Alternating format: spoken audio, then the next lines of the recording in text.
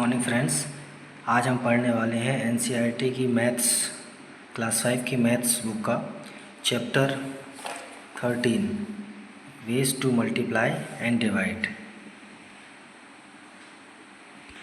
तो बच्चों, ये वो चैप्टर है और ways to multiply and divide में मैं आपको कुछ कॉन्सेप्ट बताऊंगा जिससे आपको मल्टीप्लाई एंड डिवीज़न जल्दी समझ में आएगा आसानी से। बच्चों देखिए, हम मल्टीप्लाई को क्रॉस भी लिखते हैं, डॉट भी लिखते हैं, ऑफ भी लिखते हैं और कोई कोई प्रोडक्ट भी लिखते हैं।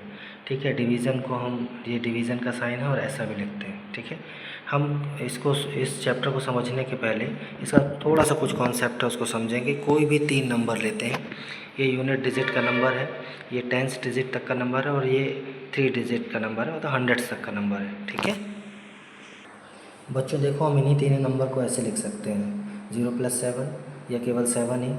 टेंस को 50 + 2 लिख सकते हैं। 100 को हम लिख सकते हैं 600 + 30 + 8। ठीक है, ये मैं इसलिए आपको बता रहा हूँ कि इससे आपको मल्टीप्लाई और डिवीज़न समझने में बहुत आसानी होगी और ये जितने बड़े नंबर होंगे तो ये ऐसे ही हम सम करके इसको आसानी से समझ सकते हैं। बच्चों यहाँ पर देखो, मैंने एक नंबर लिया है 195, उससे मैं इन तीनों का मल्टीप्लाई करूँगा, 7 का, 52 का एंड 638 का अलग अलग। ठीक है, देखो 195 जो है जब 7 से मल्टीप्लाई करेंगे तो 1 डिजिट नंबर है, सीधा सीधा मल्टीप्लाई करके हम इसको लिख देंगे। 7 5 = 35 की 5 कैरी 3, 7 9 = 63 एंड 3 66 की 6 कैरी 6, 7 1 = 7 और 6 13। ठीक है, ऐसे ही मल्टीप्लाई करेंगे तो ये 1365 आया। देखिए दूसरे में, देखिए 195 को जब 52 से मल्टीप्लाई करेंगे तो 52 कैसे बनता है, ये देखो मैंने आपको लिखा था 50 + 2 से। तो पहले यूनिट डिजिट का मल्टीप्लाई करेंगे 2 का 195 से, तो ये देखिए आएगा 390। ठीक है, वो मल्टीप्लाई वैसे ही करना है 195 को 2 से। अच्छा, अब ये 5 का मल्टीप्लाई करना है 195 से। 5 मतलब यहाँ पे 50 है, तो 50 के लिए हम 50 का 0 पहले ही रख देंगे यहाँ पे। अब केवल 5 बचा तो 5 का मल्टीप्लाई हम करेंगे 195 से। तो ये 5 5 5 = 25 की 5 कैरी 2, 5 9 = 45 47 कैरी 4, 5 1 = 5 और 4 9 है ना। इसको प्लस कर देंगे तो 10,140 आएगा। ठीक है, ये देखो ऐसा 2 डिजिट का नंबर से मल्टीप्लाई किया। ऐसे ही नेक्स्ट में 3 डिजिट के नंबर से हम मल्टीप्लाई करेंगे 195 को। तो 195 को जब हम 638 से मल्टीप्लाई कर रहे हैं तो देखिए यूनिट डिजिट में क्या है, 8 है, तो 8 का मल्टीप्लाई करेंगे 195 से सिंगल। ठीक है, तो ये मल्टीप्लाई करने पे 1560 आएगा। ऐसे ही अब 3 क्या है, ये टेंस डिजिट का नंबर है। ठीक है, दहाई का अंक है, तो हम कैसे मल्टीप्लाई करेंगे, देखिए इसका हमने 30 का 0 यहाँ रख दिया। अब 3 का मल्टीप्लाई करेंगे 195 से। ठीक है बच्चों, ये देखिए अब हम 3 का 30 का मल्टीप्लाई करेंगे 195 से, तो 0 तो आ गया पहले। अभी 3 का मल्टीप्लाई करेंगे 3 5 = 15 कैरी 1, 3 9 = 27 एंड 1 28 की 8 कैरी 2, 3 1 = 3 और 2 5। ठीक है, बिल्कुल ऐसे ही हम 600 मतलब कि 6 है ना, तो 600 का 2 0 पहले हमने यहाँ रख दिया। कुछ लोग क्रॉस भी लिखते हैं। ठीक है, कुछ लोग जो है वो इस 0 की जगह ऐसा क्रॉस भी लिख देते हैं, तो वो भी गलत नहीं है, सही है। एक्चुअली ये यूनिट डिजिट 10 डिजिट का 0 रिप्रेजेंट करता है। ठीक है, तो अब हम 6 का मल्टीप्लाई करेंगे तो 6 5 = 30 का 0 कैरी 3, 6 9 = 57 और 3। ठीक है, 54 एंड 3 57 की 7 कैरी 5, 6 1 = 6 और 5 11। ठीक है, अब इन तीनों का सम कर देंगे, जोड़ देंगे तीनों को, तो ये 1,24,410 आएगा। ठीक है, ये कॉन्सेप्ट आपको समझ में आ रहा है तो आगे के भी क्वेश्चन, अब केवल इसमें क्वेश्चंस है जिसको मैं आपको हल करके बताऊंगा। ठीक है ना मज़ेदार ये। ठीक है, आसान भी है। बच्चों देखो, इस चैप्टर की शुरुआत एक मणि रत्नम नाम के कैशियर से होती है। ये एक किंग जयंग का कैशियर है। ठीक है, उसके अंडर में ये कुछ लोगों को उसको सैलरी देनी होती है। मिनिस्टर की 195 per day rupees per day, horse rider की 76 रुपीज़ पर डे, कुक की 65 रुपीज़ पर डे। अब इनकी सैलरी उसको देना है वीकली या मंथली। ठीक है, तो कुछ ऐसा क्वेश्चन ऐसा करते हैं। ठीक है, ऐसे यहाँ पे एक दिया है कि इसकी सैलरी जो है, कुक की सैलरी 1 मंथ की कैसे निकालेंगे, तो अभी जो मैंने आपको मल्टीप्लाई बताया ना, बिल्कुल बस वैसे ही करना है। मैं आपको करके बताता हूँ।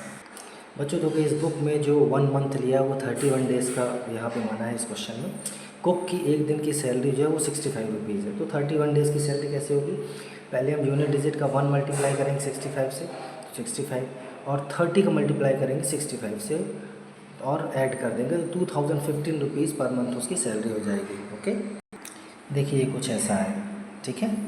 बिल्कुल इसी प्रकार एक सिमिलरली मिनिस्टर की सैलरी कैलकुलेट किया, ठीक है। 195 रुपीज़ उसकी 1 डे की सैलरी है, तो 31 डेज़ की 1 मंथ की सैलरी उसकी 6045 हो जाएगी। बिल्कुल वैसे ही किया है ना। अब ये प्रैक्टिस टाइम के क्वेश्चन मैं आपको करके बताता हूँ। ठीक बच्चों, बेला ने ये कुछ नंबर यहाँ मल्टीप्लाई किए हैं 32 से 46। तो ये जैसा भी कॉन्सेप्ट आपको बताया था बिल्कुल वैसा ही करना है, ठीक है। यूनिट डिजिट और 10 डिजिट को लेकर 67 से 18 को मल्टीप्लाई करना है, ठीक है। तो पहले 67 को 8 से मल्टीप्लाई करेंगे, फिर 67 को 10 से मल्टीप्लाई करेंगे, तो कुछ ऐसा आएगा। ये क्वेश्चन आप खुद करके देखिए, बहुत आसान है। नहीं समझ में आते हैं तो मुझसे पूछिए, ठीक है बच्चों। नेक्स्ट पेज में यहाँ पे दिया है शांताराम बहुत स्पेशल कुक है, जिसकी सैलरी देखिए बहुत अच्छी है, 165 रुपीज़ पर डे, ठीक है। उसको कुछ खास ओकेजन्स में बुला के ही काम कराया जाता है। तो यहाँ पर 28 डेज़ उसने लास्ट ईयर काम किया, तो उसकी सैलरी निकालना है। फिर यदि वो 365 डेज़ किया होता तो कितनी सैलरी होती है वो निकालना है। फिर ये पूछ रहा है मिनिस्टर की और हॉर्स राइडर की 1 ईयर की सैलरी आपको बताना। ये मैं आपको करके बताता हूँ, ठीक है बच्चों। देखिए यहाँ शांताराम की जो कुक है 28 डेज़ की सैलरी ऐसे निकालेंगे, 165 मल्टीप्लाइड बाय 28।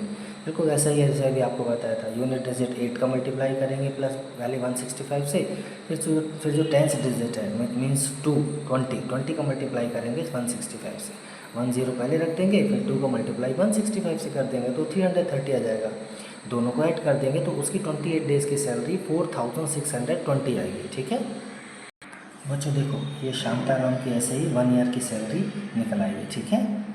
ऐसे ही नेक्स्ट क्वेश्चन में पूछा है मिनिस्टर की 1 ईयर की सैलरी कितनी होगी, तो 195 365 का मल्टीप्लाई कर देंगे। और हॉर्स राइडर कितनी होगी, उसकी 1 डे की सैलरी 1736 में 365 का मल्टीप्लाई कर देंगे, ठीक है। तो उनकी 1 ईयर की सैलरी आ जाएगी। कुछ ऐसा ही क्वेश्चन यहाँ पर दिया है नेक्स्ट में। कोई सोहन है, वो 8 ग्लासेस एक दिन में पानी पीता है, तो एक मंथ में कितना पिएगा, 31 × 8, ठीक है। और ये एक 1 ईयर में कितना पिएगा, तो 8 × 365 या 365 × 8, ठीक है। दोनों सेम है, ठीक है। 2920 ग्लासेस पानी पी लेंगे। यदि किसी कॉलोनी में 125 पीपल रहते हैं, सब कोई 8 ग्लास पानी पीता है एक दिन में, तो 1 ईयर में कितने पिएंगे, 125 multiplied by 8 and multiplied by 365, ठीक है। तो ऐसा आ जाएगा। ओके बच्चों देखो नेक्स्ट क्वेश्चन में पूछा है कि सोहा का हार्ट जो है वो 72 टाइम्स 1 मिनट में हार्ट बीट होती है, ठीक है। तो 1 आवर में कितनी उसकी हार्ट बीट्स हो जाएंगे, सिंपल है। 72 में हम 60 मिनट का मल्टीप्लाई कर देंगे, क्योंकि 1 आवर में 60 मिनट्स होते हैं, ओके। और ऐसे ही ये पूछ रहा 1 डे में कितनी बार हार्ट बीट करेगा, तो सिंपल है। 1 डे में 24 आवर्स आते हैं, यहाँ हमने 1 आवर्स का निकाल ही लिया था। तो 72 मल्टीप्लाइड बाय 60 मल्टीप्लाइड बाय 24, ठीक है। थोड़ा बड़ा है, करिएगा आ जाएगा, ठीक है। खुद के लिए भी बोल रहा है, खुद की हार्ट बीट आप काउंट करिए 1 वीक के लिए, तो आप भी कर सकते हैं, ठीक है। 7 का मल्टीप्लाई कर दीजिएगा, लगभग ऐसा ही है। क्योंकि एक हेल्दी जो ह्यूमन होता है उसका जो हार्ट बीट होता है वो 72 टाइम्स इन अ मिनट होता है, ओके है ना मज़ेदार। बच्चों देखो नेक्स्ट क्वेश्चन में बता रहा है एक बेबी एलिफेंट एक दिन में 12 लीटर मिल्क पी लेता है, ठीक है। तो वो 2 ईयर्स में कितना पिएगा, तो 1 इसके लिए 1 ईयर का निकाल लेंगे। 12 × 365 ये 1 ईयर का मिल्क हो जाएगा, है ना। और इसमें भी हम 2 का और मल्टीप्लाई कर देंगे, तो ये 2 ईयर में कितना मिल्क पिएगा वो आ जाएगा, है ना। मेथड वही है जैसे अभी निकाला था मल्टीप्लाई करके। एक बेबी ब्लू व्हेल का भी कुछ क्वेश्चन दिया है यहाँ पे, आप खुद करके देखिएगा, ठीक है बच्चों। देखो इसी पेज में एक मज़ेदार क्वेश्चन दिया है। करुण्या करके एक लैंड लॉर्ड है जो 3 फील्ड्स खरीदता है, ठीक है। 28 बाय 27 मीटर की, 36 बाय 12 मीटर्स की, और थर्ड फील्ड 90 बाय 27 मीटर्स की, ठीक है। तो इससे रिलेटेड कुछ क्वेश्चन यहाँ पूछा है, वो मैं आपको करके बताता हूँ, ठीक है। तीनों फील्ड का एरियाज़ वगैरह। तो करुण्या के तीनों फील्ड का एरिया कुछ ऐसा होगा, 756 square metre, 432 square metre and 513 square metre, okay. यहाँ पे पर स्क्वायर मीटर में उस फील्ड की उन अलग अलग ABC फील्ड की कीमत दी है, ठीक है। जैसे फील्ड A का 95 स्क्वायर पर मीटर, ठीक है। फील्ड B का 110 स्क्वायर पर मीटर एंड C का 120 स्क्वायर पर मीटर। तो इसका टोटल कॉस्ट निकालना है कि 3 फील्ड की कॉस्ट कितनी होगी, वो मैं निकाल के बताता हूँ आपको। बच्चों देखो हमने अलग अलग तीनों फील्ड का कॉस्ट निकाला है। फील्ड A का कॉस्ट 71,820, फील्ड B का कॉस्ट 47,520 और फील्ड C का कॉस्ट जो है वो आ जाएगा 61,560। तीनों कॉस्ट को हमने ऐड कर दिया तो ये आता है 1,80,900 रुपीज़। ठीक है, मतलब जो करुण्या है उसने तीनों फील्ड खरीदी 1,80,900 रुपीज़ में। ओके बच्चों, देखो नेक्स्ट क्वेश्चन में एक हस्बैंड वाइफ है, ठीक है, तुलसी और उसका हस्बैंड। ठीक है, तो तुलसी और हस्बैंड दोनों करुण्या की फील्ड में काम करते हैं, जिसकी फील्ड में काम करने के लिए पर डे उनको 71 रुपीज़ मिलना चाहिए। ठीक है, एज़ पर गवर्नमेंट नॉर्म्स। लेकिन जो करुण्या है वो 55 रुपीज़ तुलसी को देता है और उसके हस्बैंड को 158 रुपीज़ ही देता है वन डे का। ठीक है, तो ये इसमें पूछा है कि 49 डेज़ में तुलसी को कितना रुपीज़ मिलेगा, तो मल्टीप्लाई कर देंगे तो 2695। ऐसे ही उसका हस्बैंड 42 डेज़ करता तो कितना पैसा मिलेगा, 2436 2436 रुपीज़। टोटल दोनों ने कितना अर्न किया, दोनों को ऐड कर देंगे तो 5131 दोनों की अर्निंग होगी। इस क्वेश्चन में करुण्या जो है वो मिनिमम वेजेस 71 रुपीज़ नहीं दे रहा है, कम दे रहा है। ठीक है, हो सकता है वो दूसरी चीज़ों के लिए उनका पैसा काट लेता हो, है ना। ऐसे ही यहाँ पे देखिए गवर्नमेंट ने अलग अलग स्टेट्स के लिए, हरियाणा के लिए 135 रुपीज़ पर डे, राजस्थान के लिए 73 rupees per day, Madhya Pradesh के लिए 97 रुपीज़ पर डे, उड़ीसा के लिए 75 रुपीज़ पर डे, ये मिनिमम वेजेस तय किए हैं कभी। ठीक है, किसी पेपर में लिखा है। इससे संबंधित कुछ क्वेश्चन है, मैं करके बताऊँगा आपको। ठीक है बच्चों, यहाँ पर एक क्वेश्चन पूछा है कि सबसे ज़्यादा हाईएस्ट कौन सा स्टेट पे करता है, तो हरियाणा है। सबसे ज़्यादा लोएस्ट पैसा कौन देता है, सबसे कम राजस्थान देता है। ठीक है, एक कोई भैरव सिंह करके आदमी है, वो राजस्थान में 8 वीक्स तक काम करता है किसी फार्म में, तो कितना पैसा मिलेगा, तो एक दिन का 73 रुपीज़ है, तो 8 वीक्स तक काम करता है, 1 वीक में 7 डेज़ होते हैं, तो इन तीनों को मल्टीप्लाई कर देंगे तो आंसर आ जाएगा। बिल्कुल ऐसे ही नीलम में कोई लड़की हरियाणा में, वो 2.5 मंथ्स तक काम करती है, तो उसको कितना वेजेस मिलेगा। ठीक है, तो 1 मंथ में 30 डेज़ यदि मानेंगे हम, तो 2.5 मंथ में 75 डेज़ होंगे, तो 75 डेज़ को मल्टीप्लाई कर देंगे 135 से, तो उसका वेजेस निकल आएगा। ठीक है, ये क्वेश्चन मैं आपको करके बताता हूँ कि कोई वर्कर है, यदि वो मध्य प्रदेश में काम करता है तो उड़ीसा में काम करता है 9 वीक्स के लिए, तो कितना उसके वेजेस में अंतर होगा। देखिए यहाँ पर एमपी में 97 रुपीज़ मिलता है पर डे का, तो 9 वीक्स तक काम करने का उसको 9 × 7। उड़ीसा में 75 रुपीज़ पर डे मिलता है, तो 75 मल्टीप्लाइड बाय 9 × 7। ठीक है, इनका डिफरेंस देखिए कैसे होगा, सिंपल है, वीक्स सेम है, तो जो पैसे का डिफरेंस है, वेजेस का डिफरेंस है, उसका ले लेंगे तो ये 22 रुपीज़ आएगा। 22 में माइनस कर देंगे हम 9 × 7 का, तो ये 1386 आ जाएगा। इसका मतलब सीधी सी बात है कि एमपी में किसानों को ज़्यादा पैसा मिलता है और उड़ीसा में और कम मिलता है। ठीक है, तो उससे संपन्नता भी प्रभावित होती है। बच्चों देखो यहाँ पर विदर्भ है, नागपुर के आसपास का एरिया। ठीक है, यहाँ पे 2 कहानियाँ दी गई हैं अगले पेज में कि वहाँ पे चूँकि पानी कम गिरा किसी साल, तो वहाँ के लोगों को कुछ लोन लेना पड़ा, तो क्या क्या समस्याएं गई उसको मैथ्स के रूप में समझाने का प्रयास किया गया। ठीक है, यहाँ पे एक सतीश की स्टोरी है, 13 साल का। उसके पिताजी ने एक लोन लिया, ठीक है, फार्मिंग के लिए, लेकिन उसकी कोई क्रॉप नहीं हुई, फेल हो गई। ठीक है, अब सतीश के जो मदर है उनको 5000 रुपीज़ पर मंथ पे करना है लोन के रूप में। ठीक है ना। अब देखो वो सतीश जो है वो भी अपना काम छोड़ के, अपनी पढ़ाई लिखाई छोड़ के कुछ काम करने लगा। उसको गांव में बकरियां चराने का, गौट चराने का काम मिला। ठीक है, तो अब उसने क्या किया, उसको एक गौट का एक दिन में 17 रुपये मिलता है, केवल 17 रुपीज़, तो 1 मंथ में कितना मिलेगा, 510 रुपीज़। ठीक है, जो कि बहुत छोटा अमाउंट है।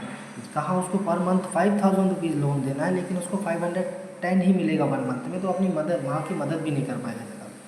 ऐसे 1 ईयर में कितना कमा लेगा, ऐसे 6120। ठीक है, तो ये बहुत इनसफिशिएंट है, उनको गरीबी में धकेलने के लिए बहुत है। ठीक है, दूसरी एक स्टोरी है, कमला बाई की स्टोरी है। ठीक है, देखिए यहाँ पर स्टेट गवर्नमेंट फार्मर्स की मदद करती है ताकि वो अपनी गाय खरीद पाएँ।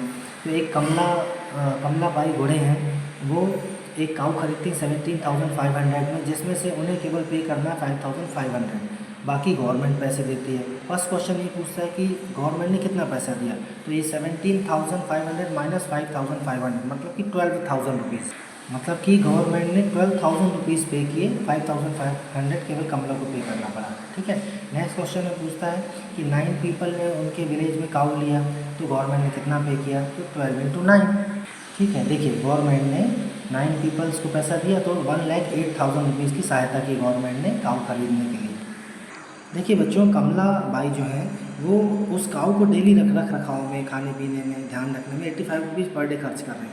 मतलब कि 1 मंथ में 2550 रुपीज़ खर्च कर देते हैं। ठीक है, उसकी काऊ जो है वो 8 लीटर मिल्क देती है 1 डे में। ठीक है, और वो 1 लीटर की कॉस्ट कितनी है, जितने में वो बेचती है 9 रुपीज़। मतलब कि वो 72 रुपीज़ अर्न करती है एक दिन में और 85 रुपीज़ खर्च करती है गाय को रखने में। मतलब उसको पर डे 13 रुपीज़ का जो है वो घाटा हो रहा है ना। इसलिए वो अपनी काऊ को बेचना चाह रही है ना। बच्चों देखो यहाँ नेक्स्ट पेज में प्रैक्टिस टाइम में ये बोल रहा है सुखी एक फार्म में काम करता है, वहाँ उसे 98 रुपीज़ पर डे मिलता है। ठीक है, तो 52 डेज में कितना पैसा अर्न कर लेगा वो, 98 इंटू 52। ये सेम क्वेश्चन आगे क्वेश्चन BCDE ऐसे ही है जिसमें मल्टीप्लिकेशन करना, बस हमें ये ध्यान रखना है कि किस चीज़ से किसका मल्टीप्लिकेशन करना है। जैसे एक हरिया है, उसने घर बनाने के लिए एक लोन लिया, लोन को रीपे कर रहा है 2750 रुपीज़ पर मंथ उसकी लोन की EMI है। तो 2 ईयर्स में कितना वो पैसा देगा, तो सिंपल है 2750 मल्टीप्लाइड बाय 12 मल्टीप्लाइड बाय 2, तो इतना ये टोटल पैसा आप मल्टीप्लाई कर लेंगे तो इसका टोटल पैसा आ जाएगा कि वो 2 साल में कितना पैसा लौटा रहा है। ऐसे रतिराम एक मिल्क सेलर है, वो 13 लीटर्स हर डे में मिल्क बेचता है। मिल्क की कीमत जो है वो 23 रुपीज़ पर लीटर है। तो टोटल पैसा कितना अर्न करता है, तो वो आ जाएगा 23 रुपीज़ में 13 का मल्टीप्लाई कर देंगे तो ये पैसे आ जाएंगे। ऐसे ही फार्मर का है, फार्मर जो है वो 1 मिल्क 11 रुपीज़ पर लीटर में बेचता है, तो 210 लीटर मिल्क कितने रुपीज़ में बेचेगा, तो मल्टीप्लाई कर देंगे 11 इंटू 210 का। ठीक है, ऐसे ही कंपनी जो है वो एक पानी का जो लीटर पानी 1 लीटर पानी 12 रुपीज़ में बेचती है। ऐसे 240 लीटर जो है वो कोई शॉपकीपर खरीद के लाए तो कितने में बेचेगा, तो 240 लीटर इंटू ₹12। ठीक है, तो ये बहुत आसान है, इसको छोटे छोटे मल्टीप्लिकेशन वैसे ही करना है, आ जाएगा ये। बच्चों देखो आगे यहाँ पर कुछ ट्रिकी क्वेश्चन दिए हैं, कुछ मल्टीप्लिकेशन दिया है, पैटर्न्स दिए हैं, इसको करके देखिए। ठीक है, ये मज़ेदार है, आसान है, इसको आप समझ के करेंगे ना तो ये आएगा, बहुत सिंपल है। अभी मैं आपको डिवीज़न पढ़ाऊँगा।